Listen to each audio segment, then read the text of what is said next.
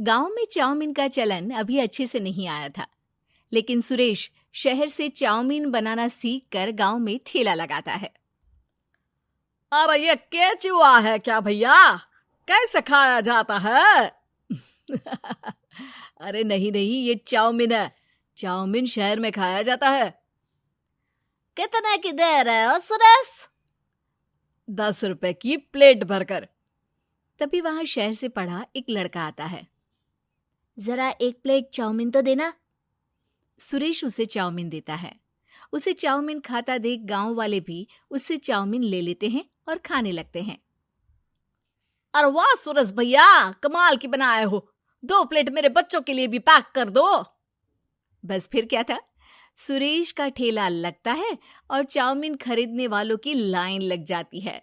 तभी वहां से गांव का साहूकार होकर गुजरता है। और ये क्या भीड़ लगी है? लगता है झगड़ा हो गया है गांव में। चलूं मैं अभी तो मजे ले लूं। अरे कहाँ है, इतनी भीड़ लगी है यहाँ? लड़ाई हो गई है क्या? अरे साहूकार साहब, ना ना ना, कोई लड़ाई ना हुई है। ये तो सुरेश की दुकान है चाउमीन की। हम लोग चाउमीन खाने आए हैं, आप भी खाइए ना। साहूकार चाउमीन खाता है और सुरेश की तरफ देखता है, जो सारे दिन के पैसे गिन रहा होता है।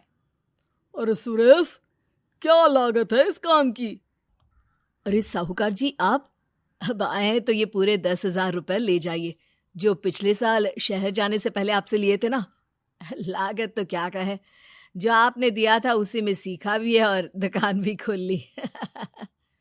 अरे पैसे इतने जल्दी क्या जरूरत थी? कैसे जरूरत नहीं थी साहूकार जी, इतना मोटा ब्याज कहाँ से भरते। साहूकार को अब सुरेश की दुकान को हड़पने की लालच आ जाती है। नाना करते ये सारे दिन में 500 रुपए कमा ही लेता है। अरे गांव में ये ऐसे ही कमाता रहा तो कहीं ब्याज का काम ना शुरू कर दे। अरे भैया, कोई ना कोई जुगाड़ तो करना पड़ेगा। अब साहूकार घर आ जाता है और अपनी बीवी को सारी बात बताता है। हाँ जी, ये तो मैंने भी सुना है कि सुरेश के हाथ की चाउमीन नहीं खाई तो कुछ नहीं खाया। अरे हाँ हाँ, सही ही कहते हैं। मैं अभी खा कर ही आ रहा हूँ। अरे भाग्यवान है, कितना अच्छा हो ना अगर वो पैसा हम लोगों को मिल जाए। क्यों हैं? हाँ, वो तो है, लेकिन कैसे? हम लोगों को तो चाउमीन बनाना आता ही नहीं है। साहूकार और उसकी बीवी अब रोज चुपके से सुरेश के घर जाते हैं और खिड़की से उसे चाउमीन बनाते देखते। अब क्या था, दोनों को चाउमीन बनाना आ जाता है। फिर एक रोज, और सुरेंद्र, तुझे साहूकारनी ने बुलाया था। बोल रही थी कि बेटे के जन्मदिन में 10 किलो चाउमीन का ऑर्डर देना है। बना दोगे ना? अरे हाँ हाँ साहूकार जी, मैं जरूर बना दूंगा। कब देना है घर में 10 किलो चाउमीन? अरे वो तो तू घर आकर बता कर लेना, मैं नहीं बता पाऊंगा। ठीक है, शाम को काम निपटा कर आ जाता हूँ। सुरेश साहूकार के घर जाता है, लेकिन वहां मियाँ बीवी मिलकर उसे बंधक बना लेते हैं। अरे मुझे क्यों बांध रखा है? मुझे छोड़ दो। आज से तेरा ठेला मैं लगाऊंगा और बहुत सारे पैसे कमाऊंगा। साहूकार एक आदमी को सुरेश की निगरानी में लगा देता है और वहां से चला जाता है।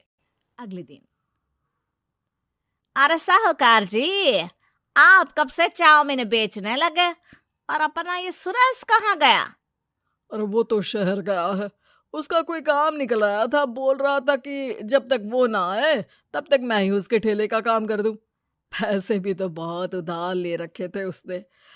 लगता है कर्जा भरने के डर से भाग गया है।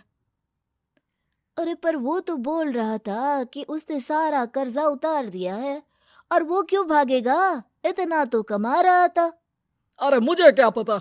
अरे चाउमीन खाना है तो बोलो, नहीं तो भागो यहाँ से। अरे हाँ हाँ, दे दो दे दो। अब तो चाउमीन खाना पूरे गांव के लोगों के लिए आदत ही बन गया है। ना खाओ तो नींद ना आए। हाँ हाँ, तो लो और निकालो 50 रुपए। 50 रुपए क्यों? सुरेंद्र तो 10 रुपया में देता था। अरे वो पागल था, मैं थोड़ी ना हूँ। गांव वाले, जिनको चाउमीन की लत लग गई थी, वो करते भी क्या? दे दो, और ये लो 50 रुपए। लेकिन फिर साहूकार उन लोगों को प्लेट में थोड़ी सी चाउमीन रख देता है। अरे ये क्या, पैसे 5 गुना ज्यादा और चाउमीन है बस इतनी सी। अरे साहूकार साहब, भगवान से तो डरो। बस फिर क्या था, साहूकार की मन मर्जी चलने लग जाती है और गांव वाले करते भी क्या। एक रोज मुझे तो लगता है कि सुरेश को साहूकार ने मार डाला होगा, क्योंकि उसका काम इतना अच्छा चल रहा था, फिर वो क्यों जाता, और वो भी साहूकार के हवाले दुकान करके। ना बाबा ना। अगले रोज भाग्यवान, देखो तो जरा, इस सुरेश भी ना कितना पागल था। जिस काम से वो ज्यादा पैसे बना सकता था, उससे इतने कम पैसे छाप रहा था। 50 रुपए प्लेट में भी गांव वाले खूब खा रहे हैं चाउमीन। हाँ जी, और जितने में वो लोगों को 10 प्लेट खिलाता था। भर भर कर हम लोग उतने में 20 प्लेट बना रहे हैं, क्यों जी? वहीं सुरेश रोज भगवान से मांगता कि बस एक बार वो किसी तरह वहां से निकलने में कामयाब हो जाए, लेकिन उसकी हर कोशिश नाकामयाब होती। फिर एक दिन, अरे भाग्यवान, ऐसा कुछ करो कि चाउमीन बनाने का खर्चा आधा हो जाए, जिससे हम लोगों को और मुनाफा हो। ना जी, मुझे तो कोई तरकीब ना सूझ रही। अरे सुनो, एक काम करते हैं, चाउमीन बनाने में जो सब्जी लगती है वो मंडी में लेने तुम देर रात चली जाना। तब तक वो सारी सड़ी गली सब्जी जो दुकानदार वहीं फेंक जाते हैं, वो उठा कर ले आना फ्री में।